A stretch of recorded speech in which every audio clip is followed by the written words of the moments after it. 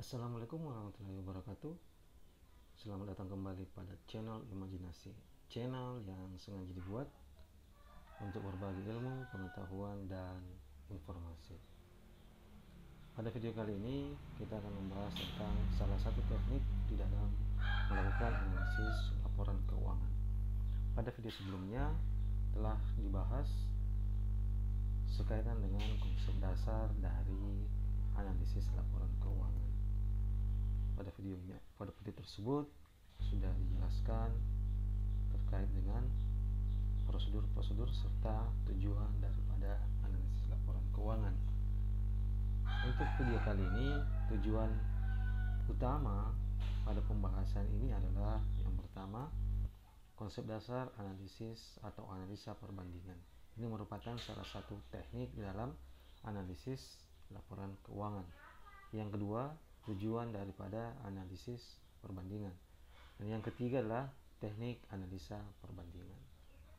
Langsung saja kita masuk pada pembahasan tentang konsep dasar analisa perbandingan di dalam salah satu teknik analisis laporan keuangan. Berbicara masalah laporan keuangan, berbicara masalah analisis laporan keuangan tidak terlepas dari perusahaan dan laporan keuangan itu sendiri. Jadi perusahaan memiliki laporan keuangan pada akhir periodenya, dan misalnya laporan keuangan tersebut adalah laporan keuangan pada periode tahun ini, yang kemudian perusahaan tersebut memiliki laporan keuangan untuk periode tahun sebelumnya, atau laporan keuangan -1 atau laporan keuangan periode yang lalu, periode tahun yang lalu. Berikutnya ada laporan keuangan yang dihasilkan oleh perusahaan pada 2 periode tahun yang lalu, atau laporan keuangan -2. Ini salah satu contoh saja atau salah satu ilustrasi saja di dalam mengilustrasikan konsep analisis perbandingan. Nah, ada laporan keuangan untuk periode tahun ini, ada laporan keuangan periode tahun yang lalu, ada laporan keuangan periode 2 tahun yang lalu. Nah, dari ketiga periode laporan keuangan ini kemudian dibandingkan antara satu laporan dengan laporan periode yang lainnya. Nah, inilah yang disebut dengan perbandingan antar tahun laporan. Jadi perbandingan antar tahun laporan ini merupakan perbandingan antara satu periode laporan keuangan oleh satu perusahaan terhadap satu periode laporan keuangan untuk perusahaan tersebut. Jadi di sini hanya satu perusahaan, melainkan memiliki laporan keuangan yang telah dibuat oleh perusahaan tersebut. Laporan keuangan tahun periode ini, laporan keuangan pada tahun periode yang lalu, dan 2 periode tahun yang lalu. Ini untuk model laporan keuangan, analisis laporan keuangan terhadap perbandingan antara tahun laporan keuangan. Jadi hanya satu perusahaan tetapi terdiri dari beberapa periode laporan keuangan. Di satu sisi ada juga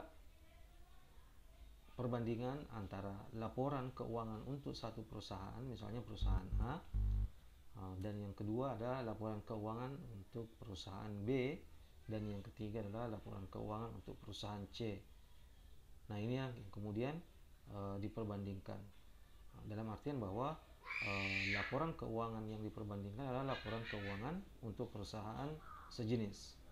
Jadi misalnya laporan keuangan PT Bank BRI dan laporan keuangan untuk B PT Bank Mandiri, atau laporan keuangan untuk C untuk PT Bank BCA misalnya.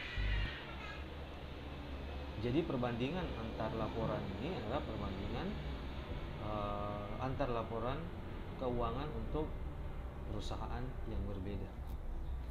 Nah, inilah yang kemudian dilakukan perbandingan. Apakah perbandingan antar laporan untuk satu perusahaan, ataukah perbandingan antar perusahaan berdasarkan laporan keuangannya masing-masing.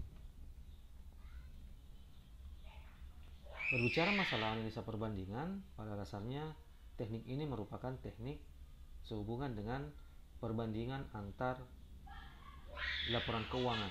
Apakah itu antar laporan keuangan pada satu perusahaan untuk periode yang berbeda, ataukah laporan keuangan untuk satu perusahaan,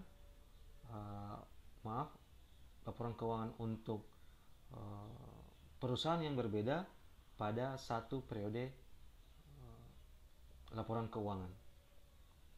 Jadi intinya adalah terdapat perbandingan antar laporan keuangan. Misalnya di sini adalah laporan keuangan untuk satu perusahaan, laporan keuangan periode tahun ini, laporan keuangan untuk periode tahun yang lalu, dan laporan keuangan untuk periode 2 tahun yang lalu, serta laporan keuangan untuk periode 3 tahun yang lalu. Jadi semakin banyak periode laporan keuangan yang digunakan, maka akan semakin baik hasil daripada hasil analisa yang ditunjukkan berdasarkan teknik ini. Nah, inilah untuk salah satu contoh untuk laporan keuangan, analisis perbandingan untuk metode dengan laporan keuangan yang sifatnya horizontal, membandingkan antara satu laporan keuangan dengan laporan keuangan yang lain untuk beberapa periode yang berbeda. Nah, masing-masing laporan keuangan untuk setiap periode ini diperbandingkan. Dari hasil perbandingan ini akan memperlihatkan hasil daripada perbandingan tersebut. Misalnya laporan keuangan untuk laporan keuangan min 3 dibandingkan dengan laporan keuangan min 2, di sini akan kelihatan perbandingannya.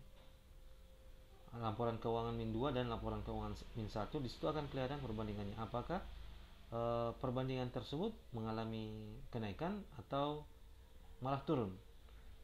Begitu juga dengan perbandingan dengan periode yang lainnya. Jadi di sini ada perbandingan antara satu laporan dengan laporan yang lain, sehingga menunjukkan hasil atau secara kasat mata dapat dilihat bahwa laporan keuangan untuk periode-periode sebelumnya mengalami kenaikan atau turun.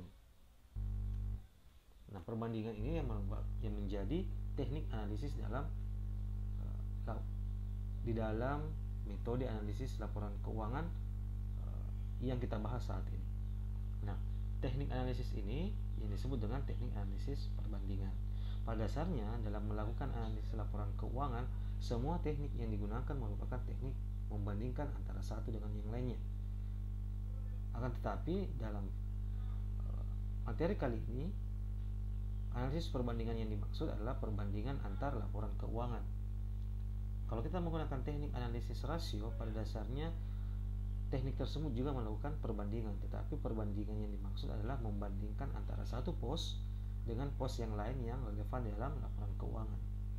Atau misalnya melakukan perbandingan melakukan teknik analisis dengan menggunakan metode common size, itu juga melakukan teknik membandingkan antara satu dengan yang lainnya. Hanya saja secara spesifik teknik analisis perbandingan yang dimaksud di sini adalah teknik membandingkan antara laporan keuangan yang satu dengan laporan keuangan yang lainnya, atau laporan keuangan periode yang satu dengan laporan keuangan untuk periode yang lainnya. Nah, dari teknik analisis ini kemudian melahirkan hasil analisis. Ini yang disebut dengan hasil analisis dari teknik perbandingan.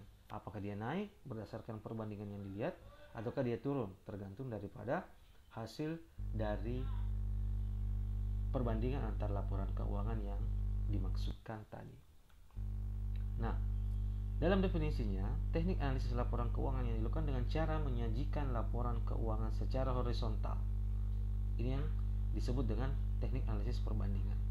Jadi, laporan keuangan yang dilakukan dengan menyediakan atau menyajikan seluruh laporan-laporan keuangan yang ada, periode pertama, periode lampau, periode 2 tahun sebelumnya, yang kemudian dibandingkan antara satu dengan yang lainnya dengan menunjukkan informasi keuangan atau data lainnya baik dalam rupiah atau dalam unit. Ini menurut Harahap. Jadi pada dasarnya teknik analisis perbandingan adalah menyajikan laporan keuangan secara horizontal dan kemudian kita bandingkan antara satu dengan yang lainnya.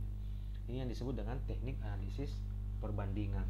Sekalipun pada dasarnya dalam analisis laporan keuangan seluruh teknik yang digunakan adalah teknik atau caranya adalah membandingkan antara satu dengan yang lainnya.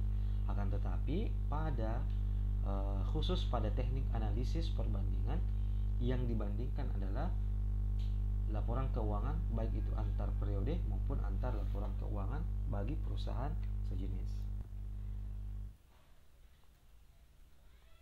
Nah, apa yang menjadi tujuan dari analisa perbandingan? Tujuan daripada analisa perbandingan adalah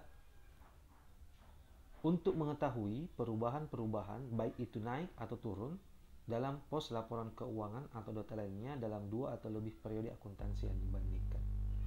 Jadi, pada dasarnya tujuan daripada analisis perbandingan ini adalah untuk mengetahui perubahan yang terjadi di antar laporan keuangan yang dibandingkan, baik itu antar laporan keuangan setiap periode ataupun antar laporan keuangan perusahaan sejenis. Jadi tujuannya adalah untuk mengetahui perubahan yang terjadi di antara laporan keuangan yang diperbandingkan. Asumsi dalam analisis perbandingan, asumsi dalam teknik ini yang perlu dipahami seorang analis adalah standar penyusunan laporan keuangan itu harus sama. Dia tidak boleh berbeda. Kenapa? Karena yang diperbandingkan adalah laporan keuangan yang model penyusunan yang dilakukan metodenya adalah sejenis. Dia tidak boleh berbeda. Kita tidak boleh membandingkan antar laporan keuangan dengan sistem penyusunan yang berbeda, karena hasilnya akan keliru, prosesnya akan bermasalah. Kenapa? Karena satu model penyusunannya berbeda dengan penyusunan yang lain. Jika dianalogikan, misalnya ketika Anda membandingkan melakukan analisis terhadap kinerja sebuah kendaraan metik dengan kendaraan manual, ketika diperbandingkan maka pasti sudah beda, yang satu metik, yang satu manual, sehingga dalam analisis perbandingan hal tersebut tidak bisa digunakan. Kenapa? Karena secara mendasar sistematika yang digunakan dalam mesin tersebut itu sudah beda, yang satu metik, yang satu manual. Sama halnya dalam standar penyusunan laporan keuangan, ketika terjadi perbedaan dalam standar penyusunannya maka tidak bisa dilakukan perbandingan, karena pasti akan memperoleh masalah ketika proses analisis. Berikutnya adalah size dari perusahaan yang dibandingkan harus diperhatikan. Dalam artian bahwa seorang analis harus memperhatikan ukuran perusahaan. Jangan sampai perusahaan yang akan dibandingkan itu berbeda skalanya. Yang satu skala, taruhlah misalnya skalanya sudah, ukuran asetnya dia sudah masuk triliunan, sementara yang satunya lagi masih dalam skala miliar. Akhirnya apa?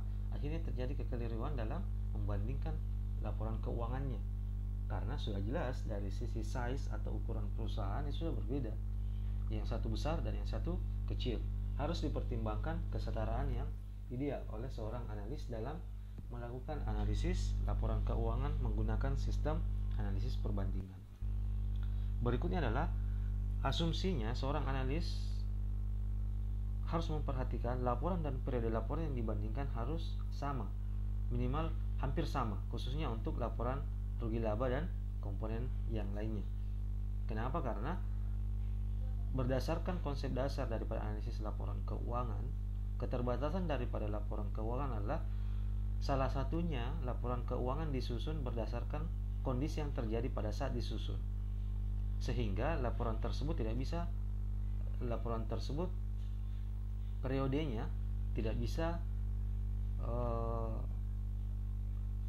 saling tumpang tindih, tidak bisa saling berbeda antara satu perusahaan dengan perusahaan yang lainnya yang jenisnya memang berbeda, sehingga laporan dan periode laporan yang dibandingkan harus sama. Laporan tersebut memang harus sama, sekalipun periodenya berbeda boleh, tetapi laporan tersebut harus sama dalam artian standar penyusunannya harus sama. Periodenya mungkin periode tahun 2005, tahun 2004, tahun 2003 dan sebelumnya itu bisa, tetapi laporannya harus sama, tidak boleh berbeda.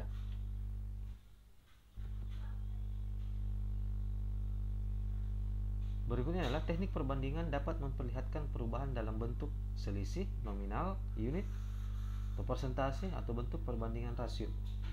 Jadi ketika menggunakan teknik analisis perbandingan, asumsinya adalah si analis ini harus mampu menentukan bentuk apa yang digunakan, apakah nominal, persentase, atau rasio.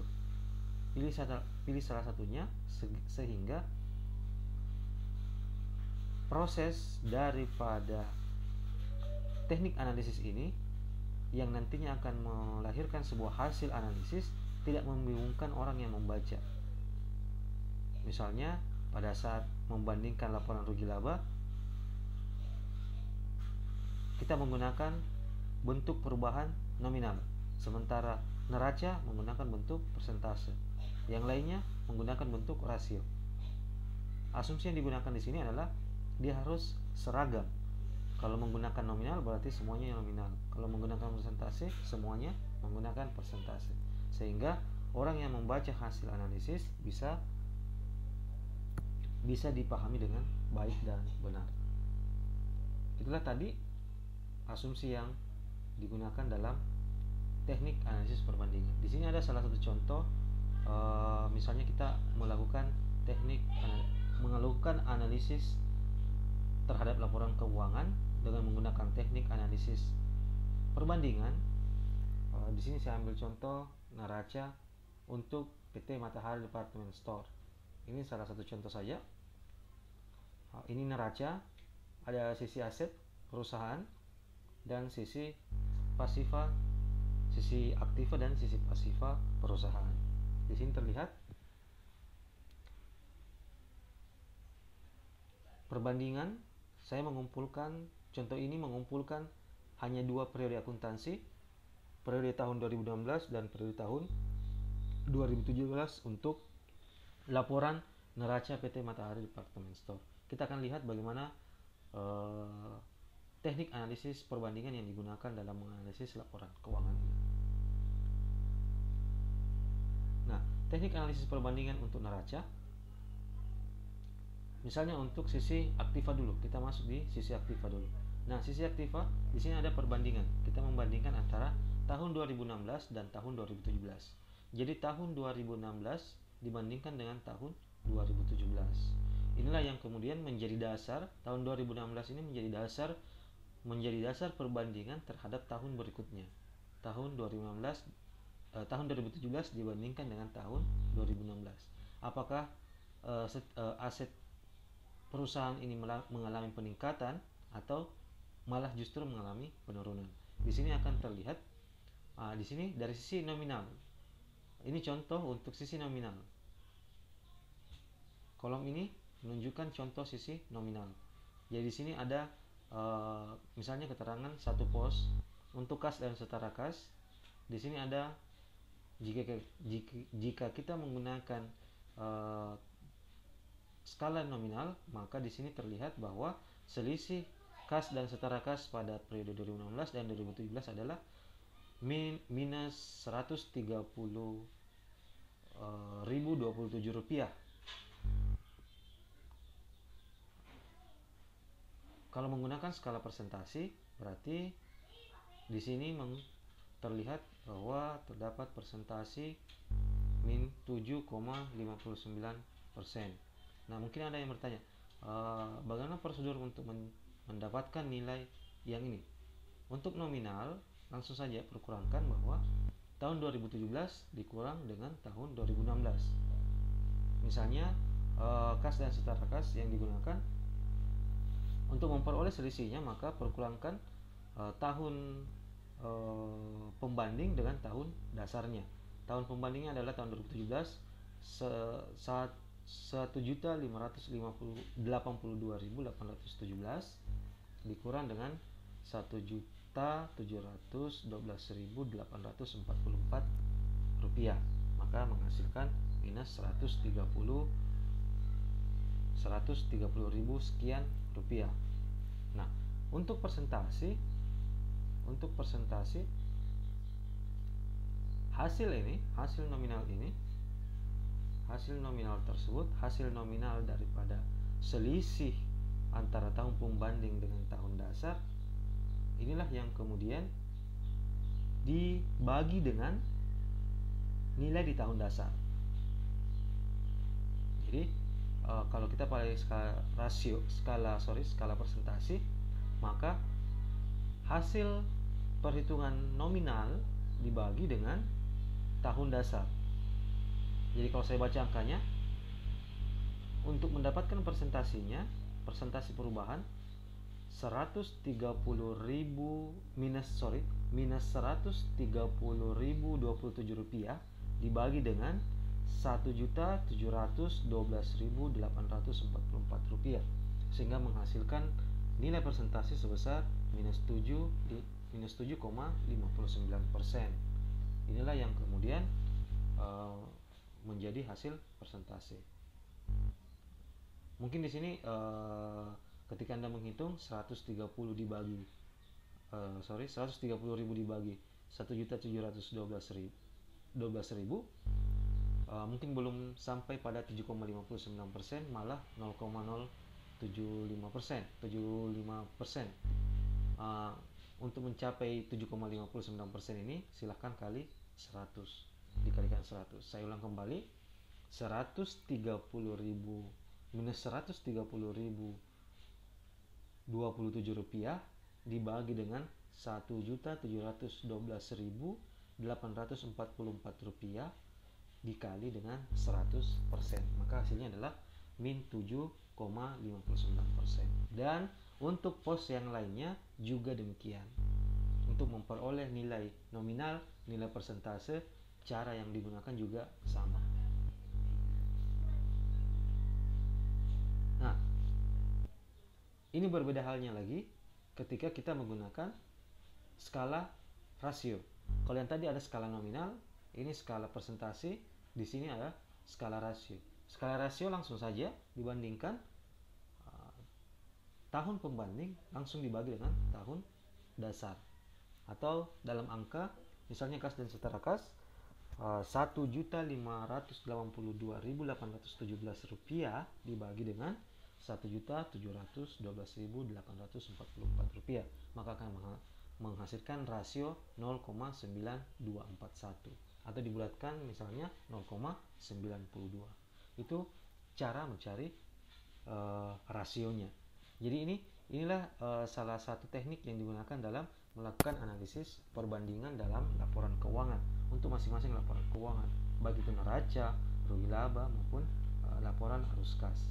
Sama, kita menggunakan nominal bisa, menggunakan persentase juga bisa, menggunakan skala rasio juga bisa, tergantung bagaimana Anda menggunakan masing-masing skala yang menurut Anda mudah untuk dibaca. Kalau dalam contoh ini, kita akan lebih mudah mungkin membaca dengan melihat skala persentase dan skala nominal.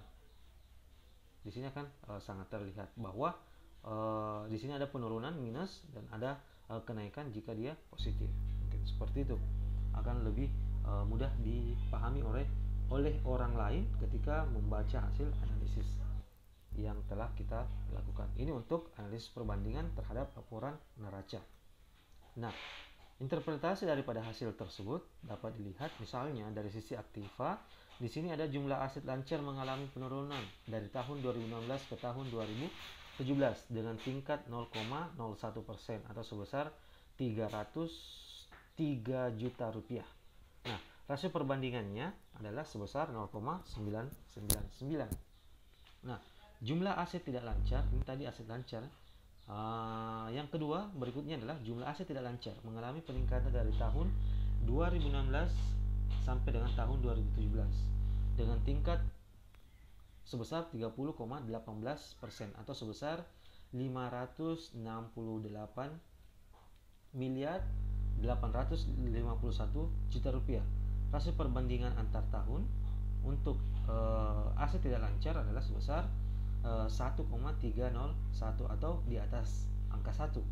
Berarti kalau menggunakan rasio ketika berada di atas angka 1 berarti dia mengalami peningkatan, sementara di bawah angka 1 dia mengalami penurunan. Nah, berikutnya adalah jumlah aset mengalami peningkatan. Ini untuk total aset. Yang tadi untuk total aset lancar, yang kedua untuk total aset tidak lancar, dan yang ketiga adalah jumlah aset secara menyeluruh mengalami peningkatan dari tahun 2016 sampai dengan tahun 2017 dengan tingkat sebesar 11,70% atau sebesar 568.548 juta rupiah. Nah, rasio perbandingan ini adalah sebesar 1,1170. Nah, kesimpulannya apa? Bahwa dari hasil teknik ini menunjukkan bahwa peningkatan total aset dipengaruhi oleh besarnya peningkatan piutang usaha pihak ketiga sebesar 83,60%.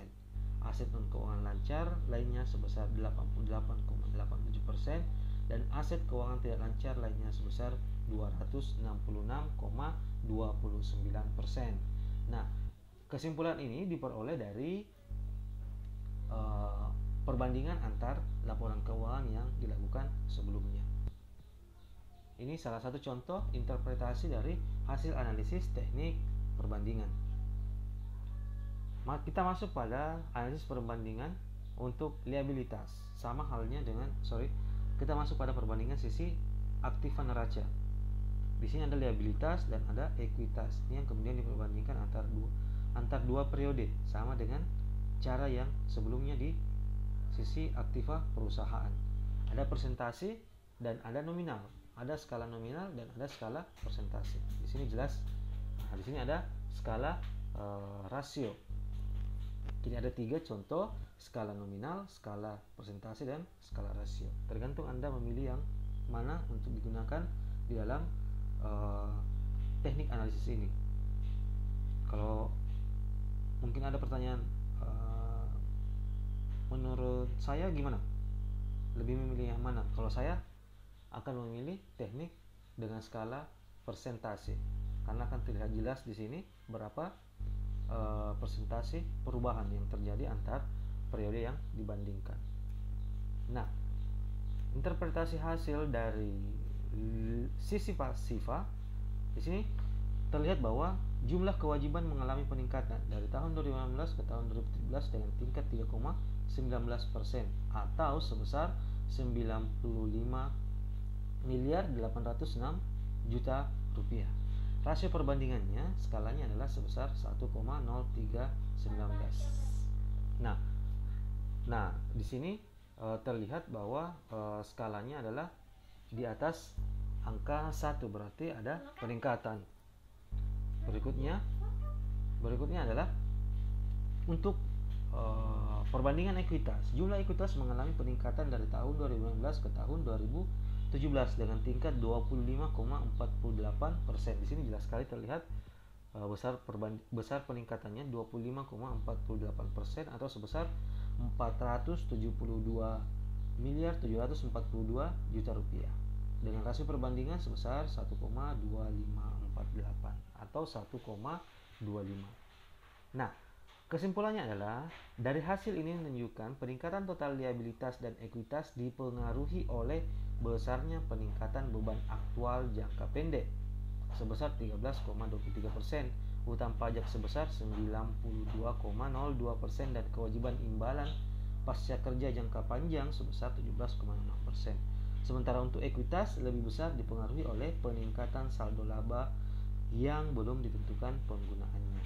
Artinya ekuitas mengalami peningkatan besar karena adanya penambahan saldo laba yang belum ditentukan penggunaannya sebesar 25,48%. Sementara untuk kewajiban atau liabilitas itu dipengaruhi oleh beban aktual, utang pajak, dan kewajiban imbalan pasca kerja jangka panjang. Itu interpretasi untuk hasil analisis teknik perbandingan khusus pada laporan neraca, lebih spesifik lagi pada sisi pasifa neraca. Nah, untuk laporan rugi laba tetap kita berbandingkan sama dengan metode, sama dengan teknik sebelumnya untuk laporan neraca. Di sini ada perbandingan rugi laba untuk periode 2016 dan periode 2017. Kalau di sini dilihat total laba yang diperoleh 2016 lebih besar daripada tahun 2017.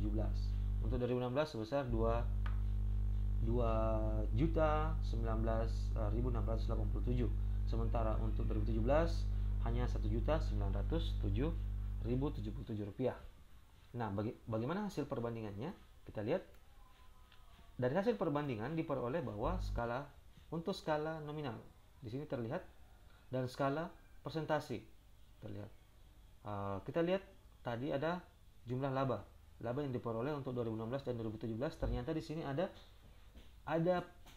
penurunan pencapaian laba sebesar 112.610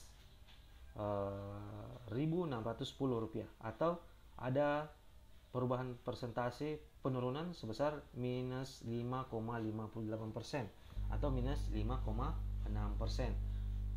Dari skala rasio diperoleh hasil bahwa perubahannya adalah sebesar 0,9442 atau di bawah angka 1.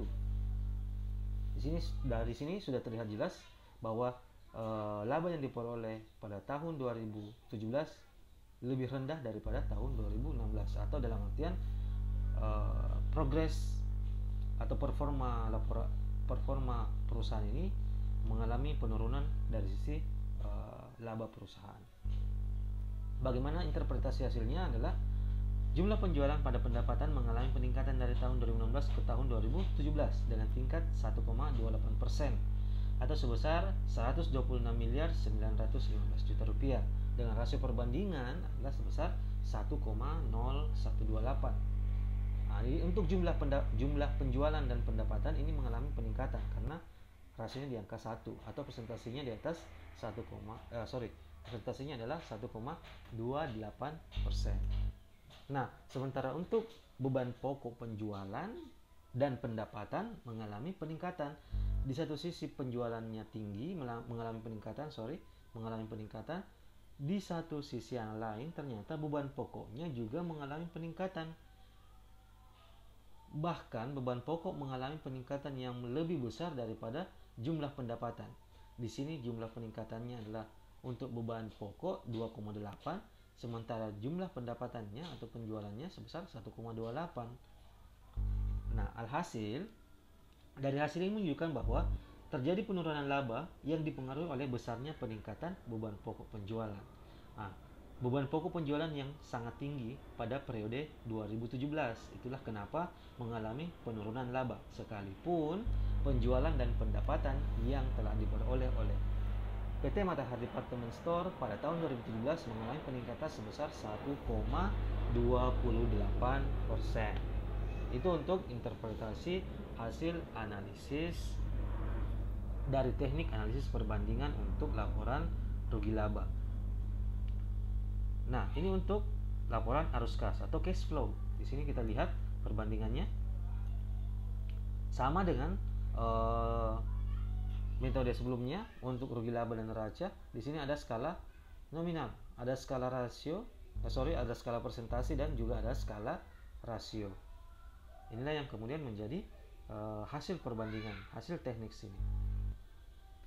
Nah, bagaimana kemudian interpretasinya? Kita lihat arus kas pada aktivitas operasi mengalami penurunan dari tahun 2016 ke tahun 2017 dengan tingkat 12,56% atau sebesar 317.816 juta rupiah, atau dalam skala perbandingan sebesar 0,8744. Nah, ini untuk aktivitas operasi. Untuk aktivitas investasi mengalami peningkatan sebesar 80,43%. Peningkatan ini dipengaruhi oleh besarnya tingkat pengeluaran untuk membayar perolehan aset tetap. Ini terlihat dalam setiap pos pada laporan arus kas. Berikutnya adalah arus kas untuk aktivitas pendanaan. Ini juga mengalami peningkatan.